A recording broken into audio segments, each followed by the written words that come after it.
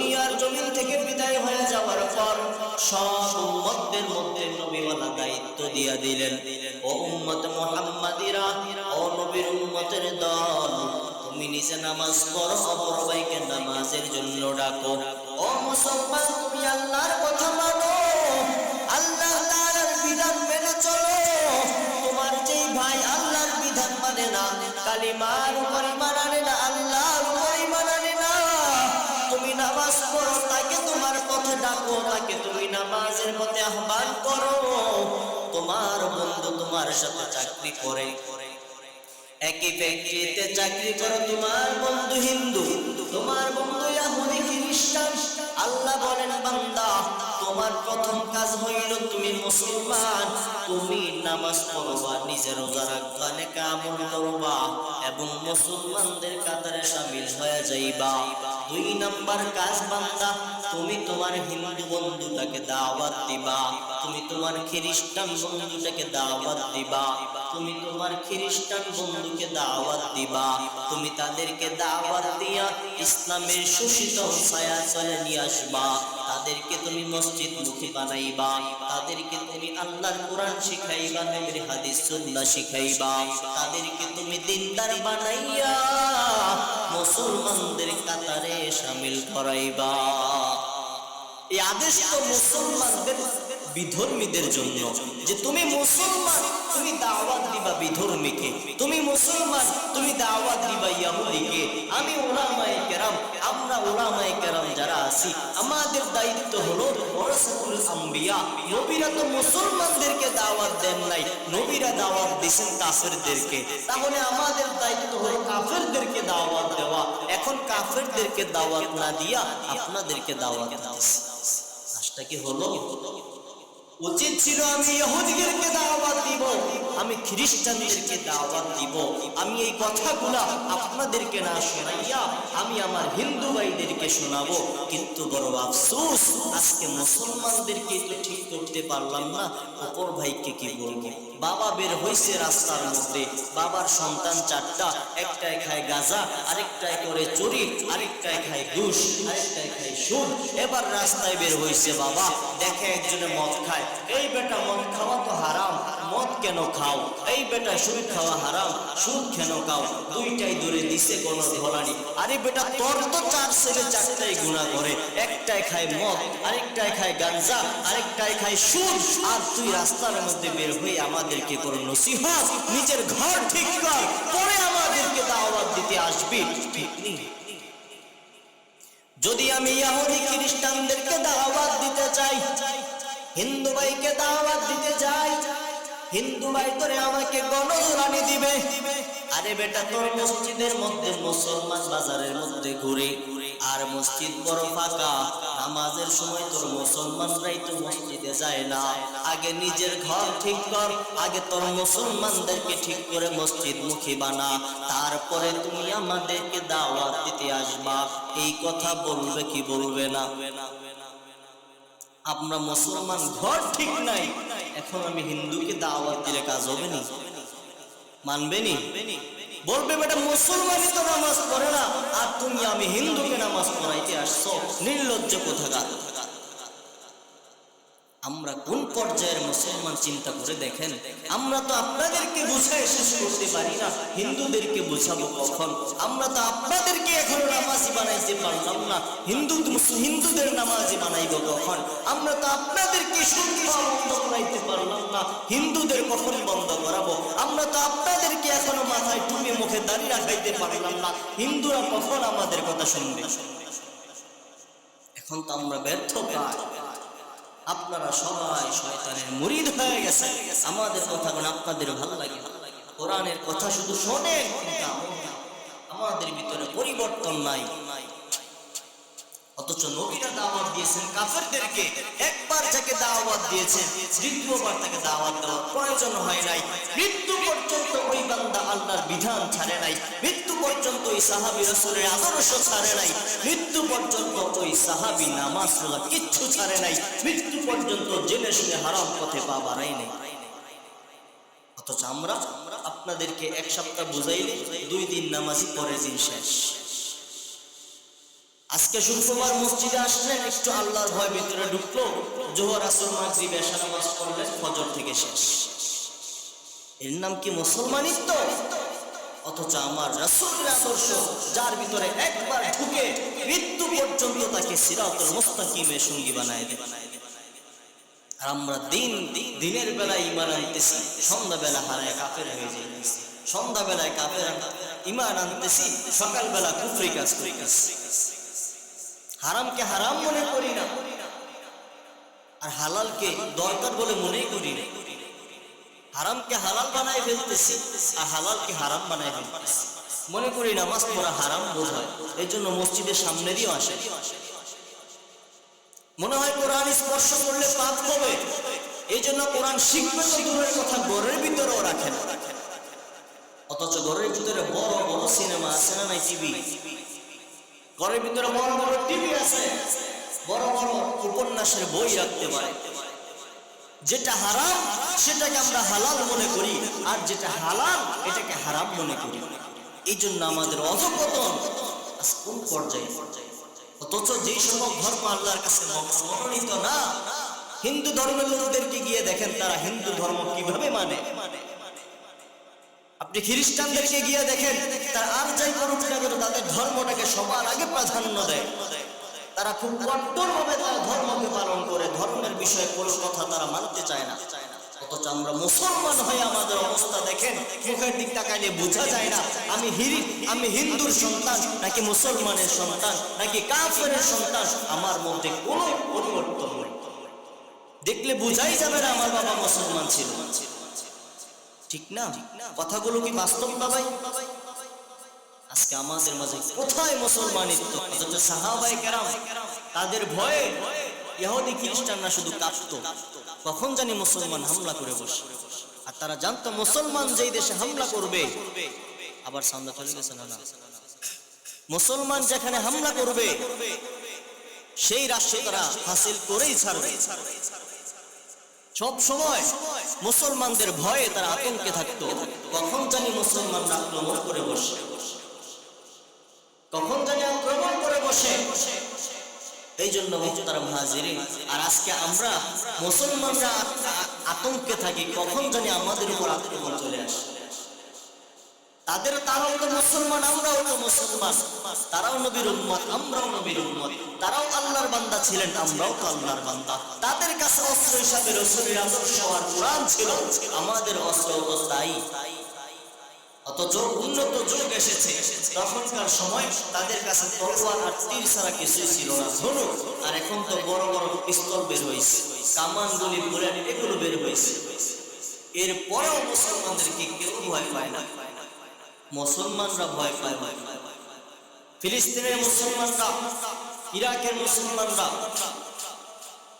তারপরে সিরিয়ার মুসলমানরা সব সময় আতঙ্কে থাকে, ভয় নিয়ে রাস্তায় বের হয়, মনে হয় রাস্তা থেকে আর ঘরে জান নিয়ে ফেরত আসতে পারবো।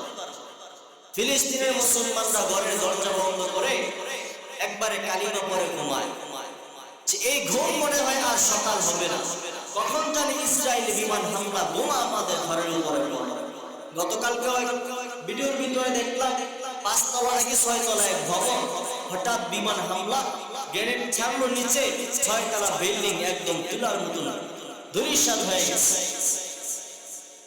অথচ মুসলমানদের আতঙ্কে কাফেররা তখন ঘুমাইতে পারত না।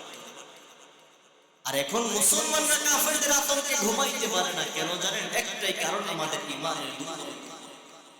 একটাই কারণ, আমাদের আল্লাহর হুকুম থেকে পিছপা হওয়া। একটাই কারণ, আমরা হালালকে হারাম মনে করি, হারামকে হালাল মনে করি। আমরা হারামকে হালাল ভাবে গ্রহণ করেছি, আর হারামকে হালাল বা হারাম ভাবে নিয়েছি। মনে করে মসজিদের সামনে দিয়ে গেলে বোধহয় পাপ হবে, এই জন্য আরেক রাস্তা দিয়ে ঘুরে বসে। মনে হয় যে সত্য কথা বললে পাপ হবে, এই জন্য মিথ্যা কথা বলে বেঁচে চলে আসে। সত্য কথা বললে সমস্যা। আফসোস, আমাদের এমন মুসলমানিত্বের উপর আফসোস। আমাদের ঈমানটা এমন হওয়া উচিত ছিল যে আমাদের ভয়ে গোটা বিশ্ব কাঁপবে, আমাদের ভয়ে গোটা দুনিয়া কাঁপবে।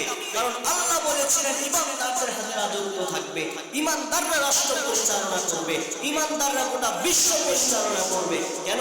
ওমর রাদিয়াল্লাহু তাআলা আনহু মদিনার মসনদে থেকে সারা অর্ধ জাহান পরিচালনা করেন নাই?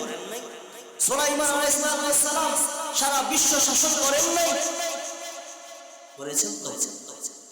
দুইজন বাদশা এমন আছে, বাদশা জুলকারনাইন সারা বিশ্ব শাসন করেছেন তারা। তাহলে তারা যখন মরে গেছে তখন তো আবার অন্য আরেকজন মুসলমানের হাতে ক্ষমতা আসার কথা ছিল, এসেছিল, ধরে রাখতে পারে নাই। কেন পারে নাই? ইমানের দুর্বলতা। কেন পারে নাই?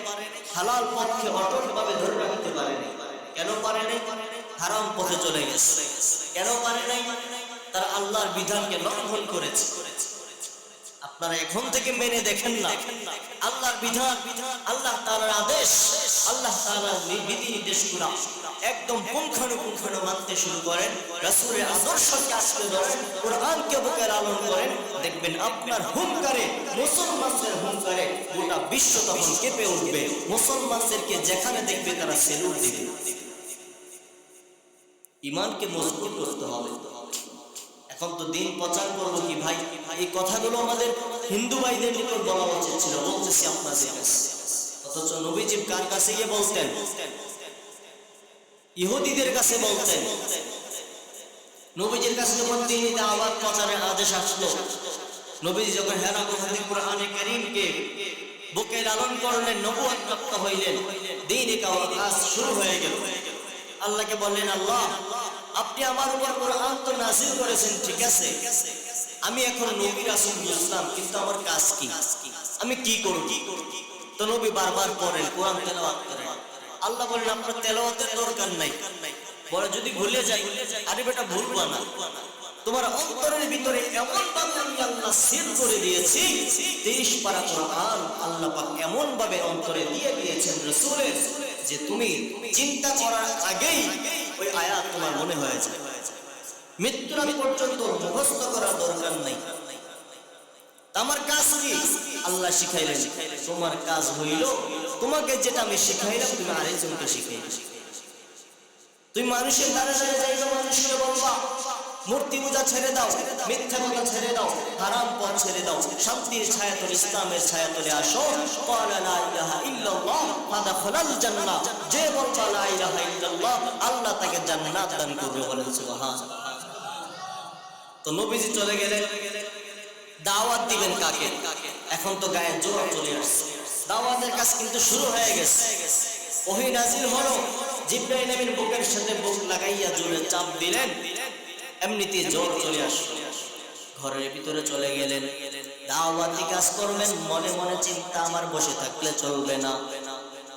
ঘরের দরজায় চলে গেলেন, রাসূল চিন্তা করলেন, আমার ঘরের ভিতরে বিবি আছে, আমার আত্মীয় স্বজন আছে, আমার বংশীয় মানুষ আছে, আমি যদি তারাও তো কাফের, তারাও তো মুসলমান হয় নাই, আমি যদি এখন রাস্তায় বের হইয়া আরেক গোত্রের মানুষকে দ্বীনের দাওয়াত দেই, আরেক গোত্রের মানুষকে যদি আমি দ্বীনের পথে আহ্বান করি, নামাজের কথা বলি, কোরআনের কথা বলি, আল্লাহর পথে ডাকি, শিরক গুনাহ ছেড়ে দিতে বলি, তারা তো আমাকে ধরে উল্টা পিটানি দিবে। তারা তো বলবে, বেটা তোমার ঘরের মধ্যে কাফের বিবি আছে, তোমার ঘরের মধ্যে তোমার দাদা আছে কাফের, তোমার চাচা আছে কাফের, তোমার আত্মীয় স্বজন আছে কাফের, তোমার বংশীয় লোকেরা আছে কাফের। তুমি আগে তাদেরকে দাওয়াত দাও, তাদেরকে মুসলমান বানাও, তারপরে তুমি আমাদেরকে দাওয়াত দিতে আসবা। নবী মুহাম্মদ রাসূলুল্লাহ সাল্লাল্লাহু আলাইহি ওয়াসাল্লাম রওনা হয়ে গেলেন। নিজের ঘরে আগে মুসলমানকে বানাবেন, নিজের ঘরে ইসলামের আলো ছড়াইবেন, এরপরে নিজের ঘর থেকে আস্তে আস্তে বাহিরে যাবেন। নবী মুহাম্মদ ঘরে দরজায় ঢোকা দিলেন, বিবি খাদিজা, আম্মাজান খাদিজা দরজা খুললেন। নবী মুহাম্মদ জ্বরে কাঁপতেছেন। খাদিজা বলে, ও পয়গম্বর আপনি কাঁপতেছেন কেন, কি সমস্যা?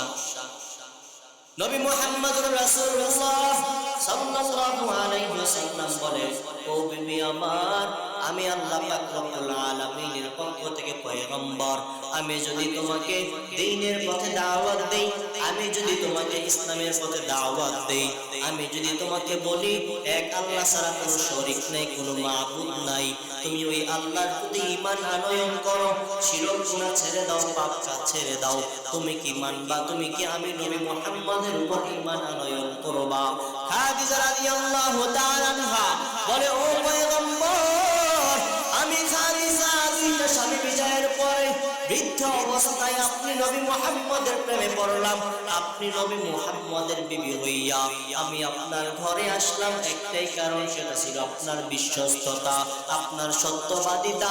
এমনকি 40 বছর পর্যন্ত আরবের কোন মানুষ বলতে পারবে না আপনি মুহাম্মদ কখনো একটা মিথ্যে কথা বলেছেন।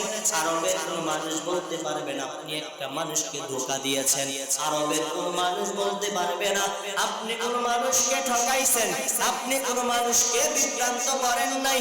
আপনি সব সময় ইনসাফের উপরে ছিলেন, বিশ্বস্ত বিশ্বাসী ছিলেন, যার কারণে আরবের কাফেররা আপনি মুহাম্মদ নবীকে আল আমিন উপাধিতে ভূষিত করেছিল। ও পয়গম্বর, আপনি আমাকে আজকে যদি বলেন আপনি নবী মুহাম্মদ, আল্লাহ আপনার উপর ঈমানি দায়িত্ব দিয়েছেন, আপনি নবী, এই কথা আমি খাদিজা আপনার মুখ থেকে শোনার পর সাথে সাথে এক বাক্যে স্বীকার করে নিলাম, আশহাদু আল্লা ইলাহা ইল্লাল্লাহু ওয়া আশহাদু আন্না মুহাম্মাদান আবদুহু ওয়া রাসূলুহু। খাদিজা রাদিয়াল্লাহু তাআলা আনহা নবী মুহাম্মদকে স্বীকৃতি দিয়া প্রথম মুসলমান নারী, প্রথম মুসলমানের খাতায় নাম লিখাইলেন। এবার পয়গম্বর বের হয়ে গেলেন, বলে পয়গম্বর কোথায় যান? আপনার শরীর ভালো না? বলে আমার শরীরে সুস্থতা পড়ে, আল্লাহ আমাকে এক মহান দায়িত্ব দান করেছেন, আমার মাথার উপরে দায়িত্ব, গোটা দুনিয়াবাসীর দায়িত্ব আমার কাঁধের উপরে। গোটা দুনিয়ার মধ্যে এখন শিরকের গুনাহ চলতেছে, আমি নবীর দায়িত্ব হলো সব মানুষকে দাওয়াত দিয়া ইসলামের পথে মানুষকে আহ্বান করা, মানুষকে কোরআনের পথে নিয়ে আসা, মানুষকে আল্লাহর একত্ববাদ স্বীকার করা, নবী মুহাম্মদের উপর ঈমান আনয়ন করা। পয়গম্বর বের হয়ে গেলেন। এবার আত্মীয় স্বজনের মধ্যে, নিজের পরিবার পরিজনের মধ্যে দাওয়াত দেওয়ার পালা। পয়গম্বর চিন্তা করলেন একজন একজন করে যদি দাওয়াত দেই অনেক সময়ের প্রয়োজন, এত সময় আমার কাছে নাই, অল্প সময়, কাজ অনেক বেশি। 40 বছর এমনিতেই চলে গেছে, হাতে কত সময় আছে জানা নাই, হাতে ছিল মাত্র 23 বছর সময়। এই 23 বছরের মধ্যে পয়গম্বর দিন রাত মেহনত করেছেন, দিনের পর দিন বাহিরে কাটিয়েছেন, রাতের পর রাত বাহিরে দিনের কাছে কাটিয়েছেন, মানুষকে দিনের দাওয়াত দিয়া দিয়া এই 23 বছরে গোটা বিশ্বের জমিনের মধ্যে ইসলামের প্রচার প্রসার করাইয়া আল্লাহ তাআলার কাছে তিনি এই কথা স্বীকার করায় নিয়েছেন। আল্লাহ বলেছেন দ্বীন ইসলাম পরিপূর্ণ হইল, নবী মুহাম্মদ আপনার দায়িত্ব পরিপূর্ণতা পাইল। পয়গম্বর সাল্লাল্লাহু আলাইহি ওয়াসাল্লাম এই দায়িত্ব নিয়ে এবার একজন একজন করে দাওয়াত দিলে অনেক মানুষ দাওয়াত দেওয়া সম্ভব নয়। পয়গম্বর চলে গেলেন পাহাড়ের উপরে, ওই পাহাড়ের উপরে দাঁড়াইয়া নিজের চাচাকে নাম নিয়ে ডাক দিলেন, নিজের আত্মীয় স্বজনদেরকে ডাকলেন, নিজের কাকা চাচা ভাই আত্মীয় যারা আছে সবাইকে ডাকলেন, বলে সবাই আমার কাছে আসো, সবার জন্য একটা গুরুত্বপূর্ণ কথা আছে। বলে কি কথা? এক এক সবাই জড়ো হয়ে গেল। এবার নবী মুহাম্মদ পাহাড়ের উপরে দাঁড়াইছেন, ওই পাহাড়ের উপরে দাঁড়াইয়া সমস্ত মানুষকে লক্ষ্য করে বললেন, ও কুরাইশ গোত্রের মানুষ, আমি যদি তোমাদেরকে একটা সংবাদ দেই। বলে কি সংবাদ? যে আমার যেই পাহাড়ের উপর আমি দাঁড়ায় আছি, এই পাহাড়ের পিছনেই ডাকাত দল তোমাদের জন্য অপেক্ষা করতেছেন। কিছু সময় পরেই এই ডাকাত দল এখান থেকে বের হয়ে তোমাদের উপর আক্রমণ করবে, তোমাদের উপরে ঝাঁপায় পড়বে, তোমাদের ধন সম্পদ লুটপাট করে নিয়ে যাবে। এই কথা যদি আমি তোমাদেরকে বলি, তোমরা কি আমার এই কথা বিশ্বাস করবা? বলে হ্যাঁ। এক বাক্যে সবাই সমস্যারে বলে দিল, মুহাম্মদ তুমি যদি এই কথা আমাদেরকে বলো আমরা এক বাক্যে বিশ্বাস করে নিব। কারণ কি জানো, এখন পর্যন্ত তুমি আমাদের চোখের সামনে বড় হইলা, 40 বছর পর্যন্ত তোমাকে আমরা ছোট থেকে দেখলাম, আজ পর্যন্ত কখনো তোমাকে কোনো খারাপ কাজ করতে দেখি নাই, কখনো কোনো মানুষের সাথে মিথ্যা কথা বলতে শুনি নাই, কখনো কোনো মানুষের সাথে অন্যায় করতে দেখি নাই। সুতরাং তুমি শুনে নাও, তুমি যদি আমাদেরকে এই কথা বলো এই পাহাড়ের পিছনে ডাকাত দল আছে, তাহলে এক বাক্যে আমরা বিশ্বাস করে নিব হ্যাঁ তোমার কথাই সত্যি। কিছুক্ষণ পরেই ডাকাত আমাদের উপর আক্রমণ করবে। পয়গম্বর বলেন, তাহলে শোনো, আমি তোমাদেরকে এমন এক আল্লাহর প্রতি দাওয়াত দেই, আমি তোমাদেরকে এমন এক সুসংবাদ দান করি, এমন এক জান্নাতের সুসংবাদ তোমাদেরকে দিতেছি, যেই জান্নাতের একটা ইট কিনতে গেলে এই গোটা দুনিয়াকে 10 বার যদি বিক্রি করে দাও এরপরও জান্নাতের একটা ইট কিনা সম্ভব হবে না রে বান্দা। এই জন্য আমি তোমাদেরকে এমন জান্নাতের সুসংবাদ দেই যেই জান্নাতের ভিতরে আল্লাহ সব নাজ নিয়ামত দিয়ে ভরপুর করে রেখেছেন। ওই জান্নাতকে বানানেওয়ালা, তোমাকে আমাকে বানানেওয়ালা, এই গোটা দুনিয়াকে বানানেওয়ালা এক আল্লাহর প্রতি আমি তোমাদেরকে আহ্বান করি, তোমরা আমার প্রতি ঈমান আনয়ন করো। কারণ আমি ওই আল্লাহর পক্ষ থেকে মনোনীত, ওই আল্লাহর পক্ষ থেকে পাঠানো রাসূল, আমি ওই আল্লাহর পক্ষ থেকে প্রাপ্ত ওহী আমার অন্তরের ভিতরে আছে। আমি কুরআন নিয়ে আসছি, আমি ওই আল্লাহর পক্ষ থেকে রাসূল হিসেবে আসছি। আমি তোমাদেরকে জাহান্নাম থেকে বাঁচাইয়া, অন্ধকার পথ থেকে বাঁচাইয়া, আলোর পথ, জান্নাতের পথ দেখাইয়া সিরাতুল মুস্তাকিমের পথে তোমাদেরকে দাওয়াত দেই। তোমরা আমার সাথে বলো লা ইলাহা ইল্লাল্লাহ মুহাম্মাদুর রাসূলুল্লাহ।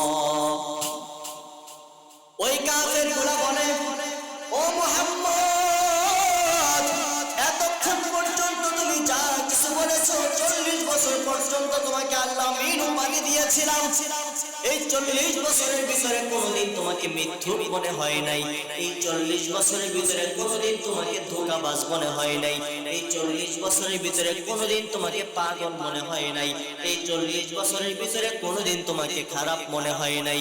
কিন্তু তুমি এমন একটা মুহূর্তের মধ্যে আসিয়া তুমি আমাদেরকে বলতেছ আমরা নাকি গুমরাহির মধ্যে আছি, তুমি বলতেছ আমরা নাকি পাপ কাজের মধ্যে লিপ্ত আছি, আমাদের ধর্ম, আমাদের বাপ দাদার ধর্ম নাকি অন্ধ ধর্ম।